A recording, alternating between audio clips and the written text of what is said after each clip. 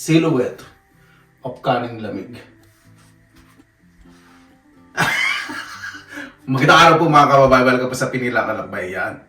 Medyo napapansin niyo po yung kurba. Diba? May improvement. Welcome po sa Pinila Kalakbayan, naway safe po ang lahat. Ayan. Dahil less than 2 months at uwi na po sa Pilipinas, ang gagawin ko po ngayon ay yung mga gamit, mga damit o ibang sapatos, i-donate ko po sa yung mga processed food po dito. Siyempre maliban na lang po sa mga pampalasa. Sa kusina ko po, ipunin ko po at papamigay ko dahil meron po dito mga organizations na pwede nyo i-share o mga group na pwede nyo pong i-share at para naman po sa ibang tao. Diba? Ganito po talaga po sa Finland. Dito sa kusina bago mag-start, nakapag-google sa ako na pinaglamunan ko, okay naman lahat.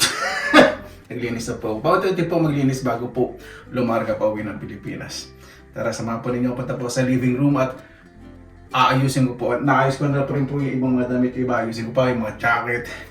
Ganyan po talaga kapag alam niyo po yung galing po sa hirap, di ba? Kapag nakita kayo ng mga libre sa mga second hand, naipon po yung mga gamit po niyo. Minsan gusto niyo padala sa Pilipinas, kaya lang, ano ba yung mas mahalaga? Yung mga gamit na uuwi ninyo o yung ibang bagay na mas mahalaga na ibibigay sa kanya. Siyempre, bukod sa time po sa pag-uwi niyo. Pero inisip ko, pinaprioritize ko ano po yung mas mahalaga uwi kaysa po sa mga, siyempre, hindi pinaglumaan pong mga gamit. Gusto po siyempre pag binigay ko po yung kahit na mapapaano dahil marami pa sa ating binigyan biyaya pang Panginoon. Gusto ko pag umuwi po ako sa Pilipinas at binahagi ko po sa mga mahal ko sa buhay, maayos po yung uwi ko.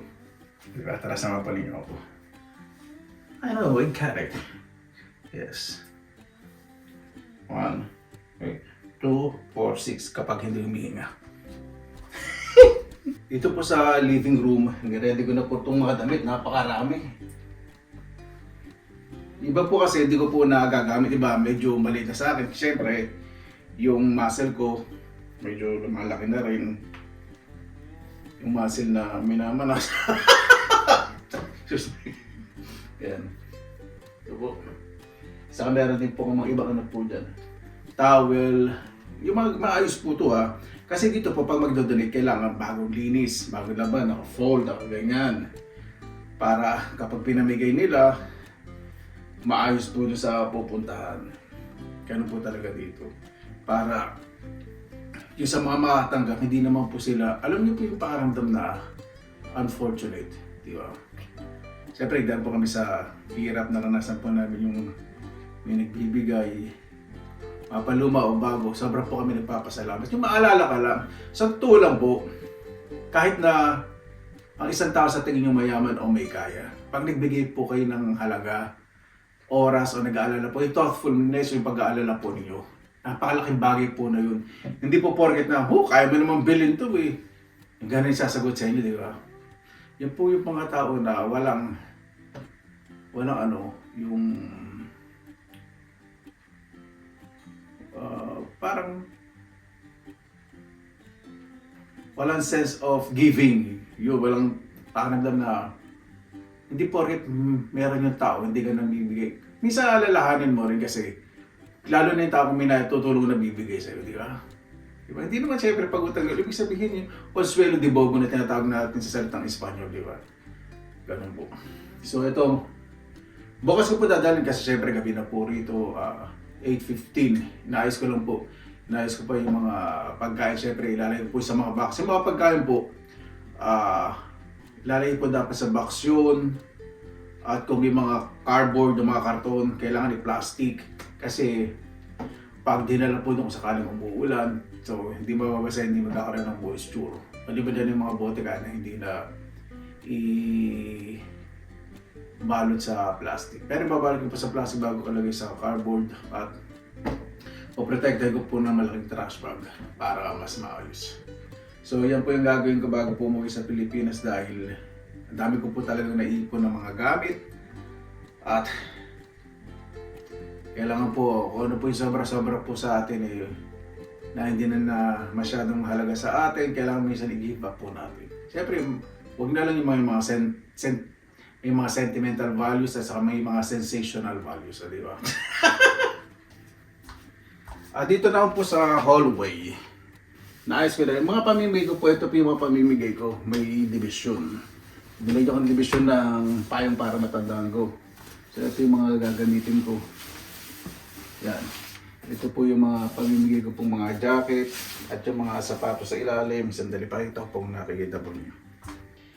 Ayan po, napakarami po talagang sapatos. Sa ilalim po ng mga jackets, may mga sapatos pa po doon sa likod.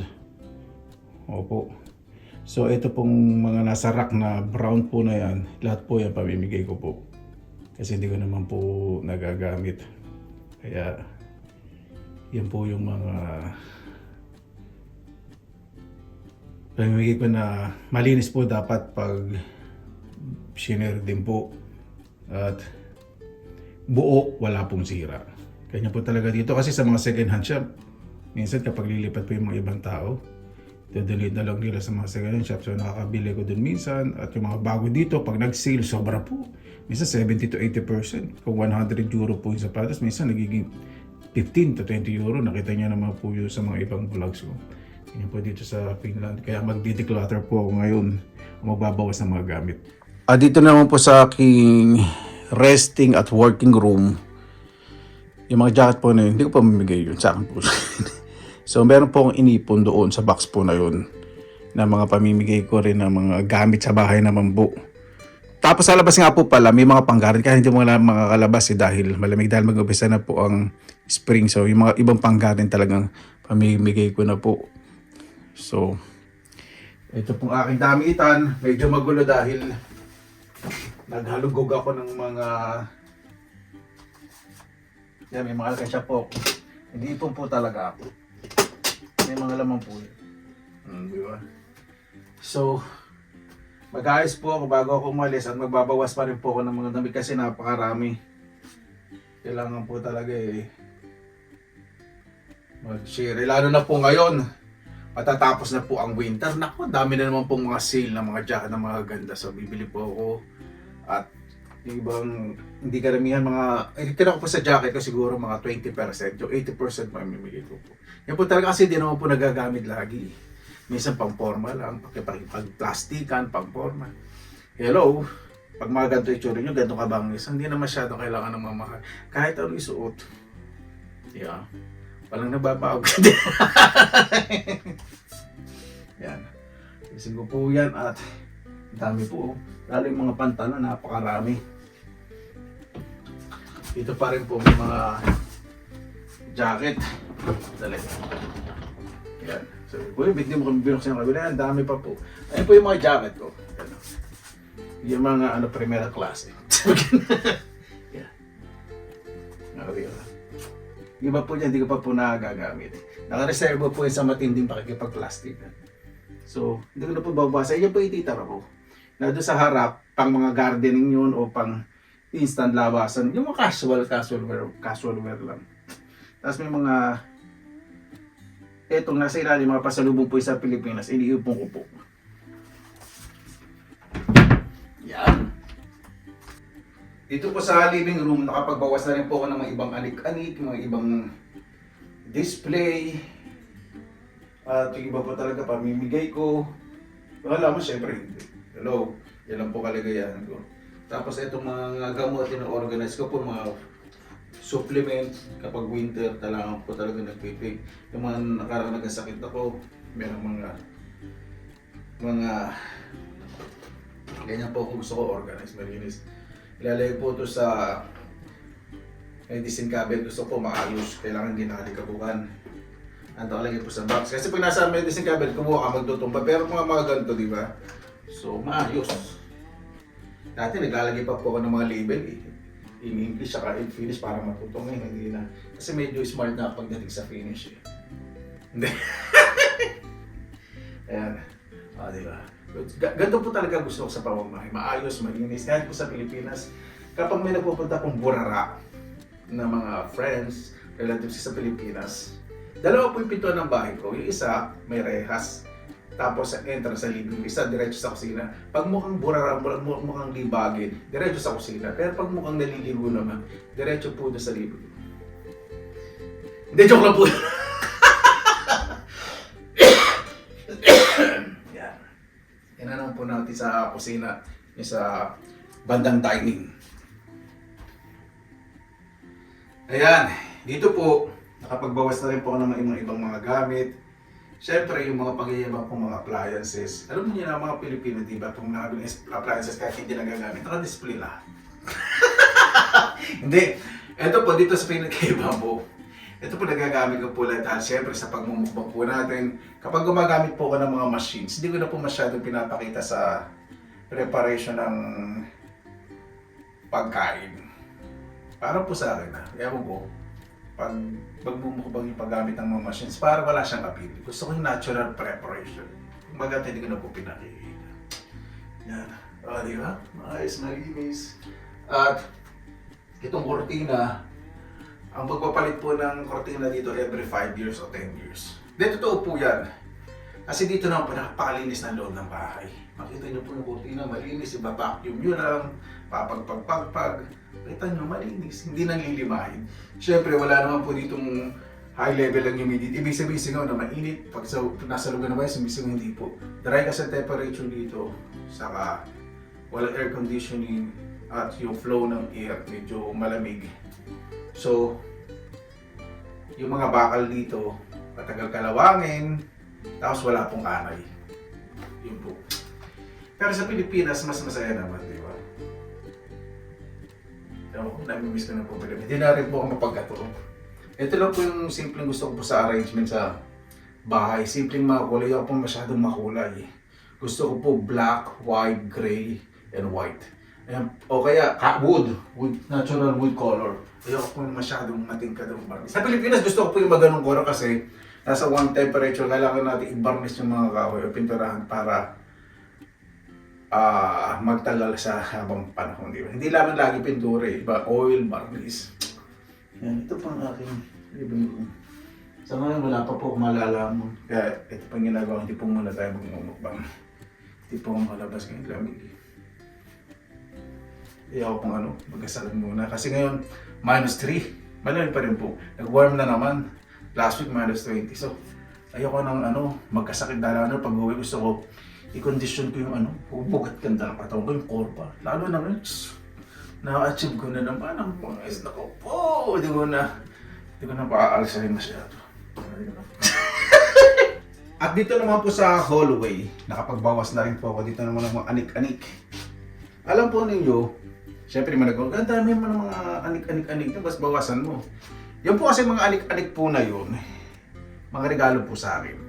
Kapag may pupunta po dito sa bahay, gusto ko po na-appreciate po nila binibigay sa akin. Kaya siyempre, pag nagagaluhan ka ng isang bagay na parang mga figurine o paso o mga bagay, gusto ko po na-appreciate po yun ng mga pumupunta po dito sa bahay. Yung mga pamimigay ko po, yun po yung mga binili ko sa mga second hand shop. Pero yung mga niregalo po sa akin, medyo itatabi ko. Ibabalik ko na lang ulit sa display kapag balik ko po. Pag nakakita nga po dito ng mga ibang kaibigan na ibang bisita, nagiging bagong kaibigan ko, pag nakita po ng maganto, kala nila mahilig po sa mga maraming figurines, hindi po talaga.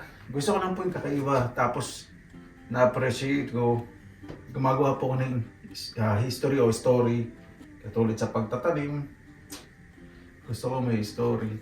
So kala nila mahilig ako sa mga gano'n. So hanggang sa nagre-regalo po sila ng mga figurine na collectibles, mamahalin naman. Pero kayong mamahalin nga pala, nandoon. Pakikita ko po sa mga niregalo sa akin kung paano ko patirin. Pakikita ko po sa inyo, just hold. So, ayan po. Diba?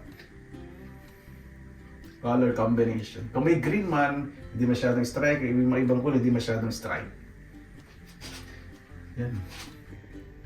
Pakikita ko po sa inyo yung mga niregalo po sa akin na talagang tinatabi at iniingatan ko. Nandito po. Mga collectibles na mga ito mga baso na ito. Ano ba pangalan nito? Napakamahaling sa peraso. Villeroy and Bosch ba yun? Bock o Bosch? Yan po. Hindi ko po alam kung magkano isang perasong ganito. Naipon po yan. Ayun pa po ang dami sa likod. Meron pang dali pa. Pakita sa inyo. Hindi ko masyadong gumagamit. Just me. Nung dati, nung na-check ko po sa shop po ito, isang peraso na to, nasa 20 euro. Isang peraso, anak ng kamote. Hindi ko po alam kung magkano ngayon. Meron pa po yung mga patungan rin po yung mga platito na square shape. Tapos ito pa po yung mga haba. Hindi ha? Meron pa. Ayan, nandyan pa po. Ito galing sa Pilipinas po. Ibang mga wine glasses. Hindi naman po masyadong gagawin niya. Kaya ayokong magkababasag-basag. At ito din po. Display ko po yan.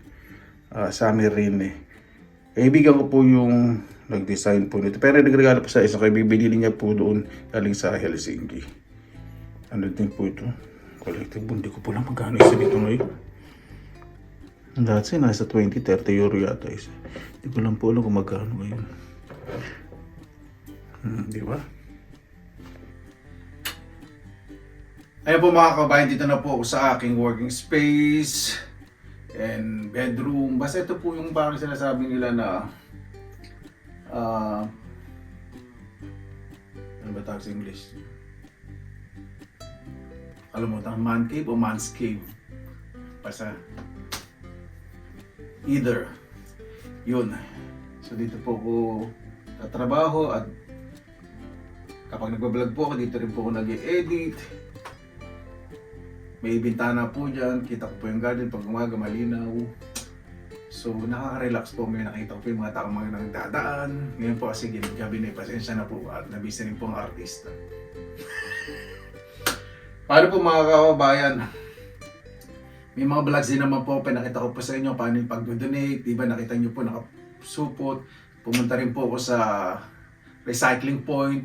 Yung parang ano po yun, malaking metal na ihulog niya plastic po doon. May suporta para hindi mabasa ng ulan. Sa tapat po yun ng mga shops o ng mga grocery stores, o small grocery stores o small convenience store. Ano po yung recycling point. Ito po yung hulog po yung mga damit, sapatos, yung mga namang mga ibang mga figurines, gardenings. Dodonate ko po sa isang second hand shop na sa organization po na yung proceeds tumutulong po doon sa mga mas nangangailangan. Di ba? Ganun po talaga ang sistema po dito sa Finland na nakikita po talaga ni yung flow o yung galaw po ng sistema ay talaga na ibabahagi po sa bawat tao. Ano po yung binigay po niyo, kaya nakakatawa po. Ay, sana po ulan. Sana, hindi ko sinasabi yung buhay ko sana, ibig sabihin yung sistema po. Kaya kung mayroon po tayong mga kalabisan sa buhay po natin at nakikita naman po natin yung mga labit natin sa buhay na ayos naman po ang sitwasyon. Siyempre dito po sa Finland, hindi ko po, ewan ko po, ayoko na pong iuwi yung mga pinaglumaan. Gusto ko naman po ma-enjoy po nung mga pamilya, mag-anak ko, ibang mga kaibigan ko na kung mas ma-appreciate ko sila, magbigyan ko silang quality time at yung ibibigay ko talaga sa kanila mas may value. Yun po. Hindi ko naman sinasabi po rin second hand uwi ko ng bambali. Siyempre, nag-uwi po ako dati ng mga ganon. So, ibig sabihin sa ngayon, siyempre, marami pong biyaya sa ating binigay ng Panginoon. Ang ibig ko lang po sabihin na, alam niyo, naintindihan ko po na gusto ko naman na medyo mas maganda po yung o may value o pera na lang kaysa yung mga gamit. Yun po ibig sabihin ko. Sa totoo lang, gusto ko po pera, kung pera na lang po ang uwi po sa kanila at makakapamasyal pa po kami ng maayos. Kasi syempre mas gusto po nila yung mga chocolates kaysa po sa mga damit. Kasi sa Pilipinas daw po marami na rin daw po mga damit na mga mura din. So sabi nila ako, chocolates na mga ganun. Saka mga pampa-arte sa katawan, mga lotion, sa mga balat, yung mga hydrator. Meron po dito hydrator, yung pampalinaw po sa pampakinis po ng mura. Madami. Basta yun po yung mga uuwi.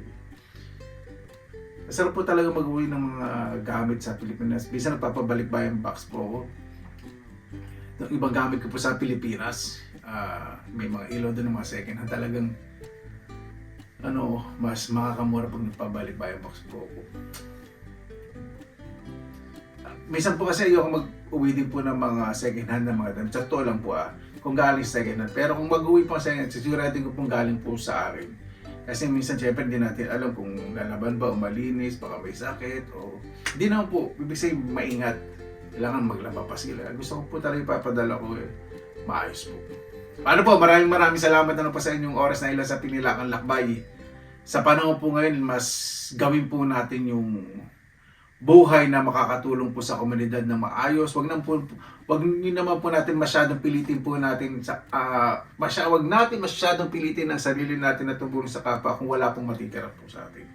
Isipin din po natin yung ating welfare o ating pangangailangan sa buhay. Dahil meron po mga taong maasa din sa atin at magtabi po tayo para po sa sarili po natin, lalo na po yung mga nasa ibang bansa. Yan po ang pinakamahalaga. Maraming salamat na po sa inyong oras na ilan sa Pinilakan Lakbay. Inuulit ko po, basta lagi po tayo positive vibes, good vibes. God bless, ingat po lagi, magandang araw. Labala!